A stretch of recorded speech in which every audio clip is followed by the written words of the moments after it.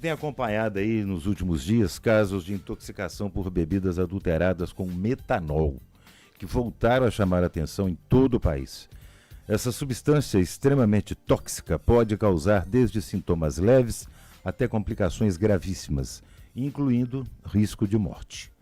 Para explicar como identificar esses sinais e o que fazer em situações de suspeita de intoxicação, nós vamos conversar com o médico Dr. Ricardo Gullit, clínico médico dos hospitais universitários Cajuru e São Marcelino Champagnat, de Curitiba. Doutor Ricardo, bom dia, um prazer falar com você, tudo bem, doutor? Bom dia, prazer é meu. Obrigado pelo espaço aí para a gente falar sobre um tema tão importante que tem chamado tanta atenção nos últimos dias. Muito sério, está mudando inclusive o comportamento de algumas pessoas em São Paulo, né? Eu estava vendo agora cedo, as pessoas estão evitando tomar determinadas bebidas com medo dessa intoxicação, né? Com medo Os bares, né, ajustando a oferta de bebidas e etc, para tentar também se proteger dessa fama. Então, realmente, uma coisa que tem impactado bastante aí no dia a dia. Exatamente. Bom, eu queria começar de uma forma bem didática, doutor, aproveitando a sua participação, para explicar para a gente o que é o metanol e por que ele representa um risco tão grande quando presente em bebidas adulteradas.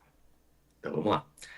A gente tem na natureza diversos tipos de álcools, né? Alguns deles têm alguns usos gastronômicos, digamos assim, como usados em bebidas, destilados, etc. E tem outros que têm usos industriais, como componentes de indústria, materiais refrigeradores, etc. Esse é o caso do metanol. Ele é um álcool que é usado na indústria para produzir refrigeradores, líquido de motor, coisas nesse sentido. Então tem uso industrial e não tem nenhum uso gastronômico, digamos assim. E aí, o que acontece que, para tentar reduzir os custos do processo de produção ali de algumas bebidas, alguns produtores clandestinos acabam adicionando esse álcool nas bebidas. E qual que é o problema disso? Porque o metanol, quando ele entra no nosso organismo, ele é metabolizado em um ácido.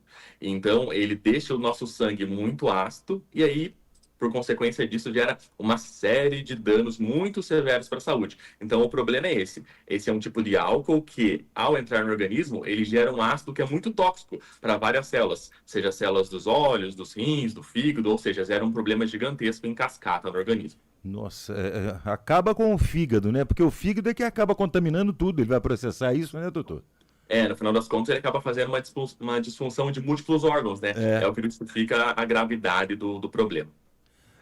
Quais são os primeiros sintomas que podem indicar uma intoxicação por metanol? Então, talvez esse seja o maior desafio dessa intoxicação, porque ela não tem sintomas muito característicos.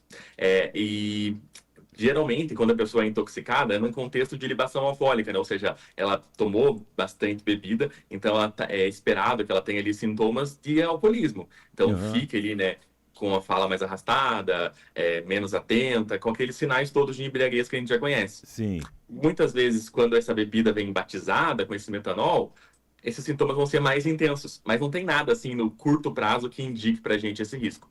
O que costuma acontecer é que aí, com o passar das horas, a pessoa vai apresentando alguns sintomas que não são tão característicos, do tipo dificuldade para respirar, dificuldade para enxergar, uma sonolência muito importante, confusão mental, dores pelo corpo. Então vão se somando a essa ressaca, digamos assim, alguns sintomas de doença, mas não existe um sintoma característico, algo que faça a gente assim pensar nisso. Até mesmo quando o paciente chega no hospital, não é tão simples fazer esse diagnóstico. E aí o que mais ajuda a gente a pensar que o paciente está com essa intoxicação é a acidez do sangue, mas aí através de um exame de laboratório. A apresentação clínica não tem nenhuma característica específica que faça a gente pensar nisso, nem nada do tipo.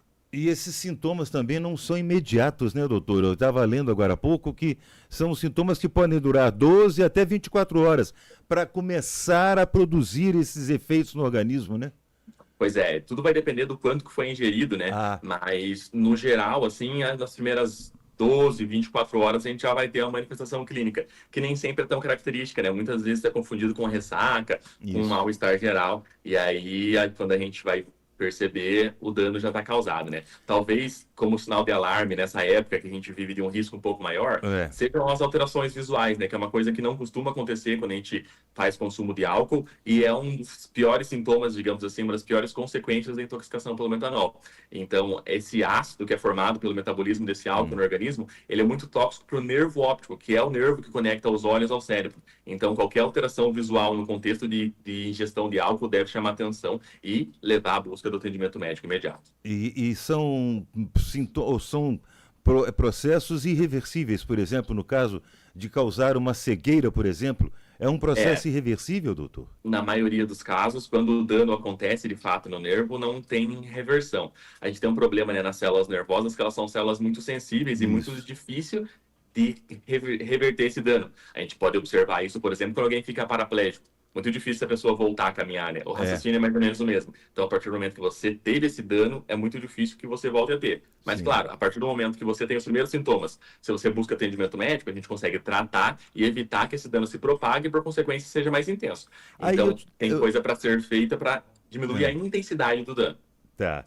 Então, em caso de suspeita, me diga qual deve ser a atitude imediata da vítima ou de quem está por perto, por exemplo, que percebeu esses sintomas. Qual a primeira providência a ser tomada, doutor? Não tem nada para ser feito além de procurar atendimento médico imediato. Não tem nenhum antídoto caseiro, nada nesse sentido. Isso é um grande desafio, porque muitas pessoas agora nessa época, como a gente estava conversando, né, ficam receosas e pensam, bom, então eu vou tentar cheirar a bebida, vou ver se tem algum gosto diferente. Isso. Mas nada disso adianta, porque o metanol é uma substância que não tem cheiro, não tem gosto, então ele passa completamente despercebido ali dentro da bebida. Então é muito difícil a gente prevenir isso e a partir do momento que tem alguma suspeita, a gente tem que procurar atendimento médico para daí fazer uma avaliação pormenorizada e essencialmente clínica e também laboratorial. Porque somente laboratorial, como você bem destacou, é que vai diferenciar essa intoxicação, né, doutor? Ele é o que vai dar uma pista assim mais sensível, né, se o paciente está de fato intoxicado, se ele está apenas numa ressaca, mas isso vai depender muito da avaliação clínica ali do paciente e do médico, né, de uma relação próxima. Então, de sintomas gerais, assim, é muito difícil a gente tentar prever isso ou então criar estratégias, assim, preventivas, infelizmente. E aí que mora o desafio desse problema, né, e por isso que a gente precisa das autoridades públicas aí ajudando a gente a resolver esse problema. É um caso de polícia, né? Isso é um caso de polícia. Com certeza, caso de polícia. Aí na sua cidade também, você está em Curitiba ou em São Paulo? Curitiba, Curitiba. Aí também já apareceu, já surgiu algum caso, doutor, ou não? Olha, desse surto no momento não, mas a Secretaria de Saúde já estruturou protocolos de atendimento, caso seja necessário, etc. Então, assim, isso está, né, no inconsciente das pessoas, mas aqui a gente ainda não teve esse problema.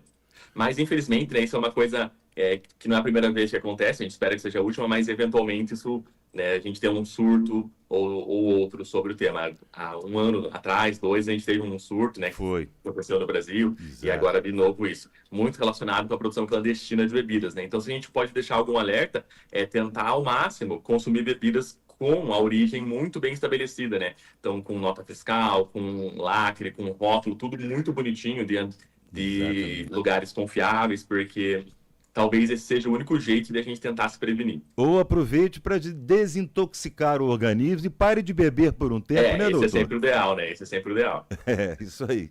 Doutor, eu queria só que você, se for possível, deixar o seu Instagram aí, o da sua clínica, para a gente te seguir, algumas dicas que você passa, com certeza. Pode ser, doutor? Claro, com certeza. Eu estou sempre falando sobre esses temas de maior importância aí na sociedade, então quem tiver interesse, o meu Instagram é Ricardo, normal, Gullit,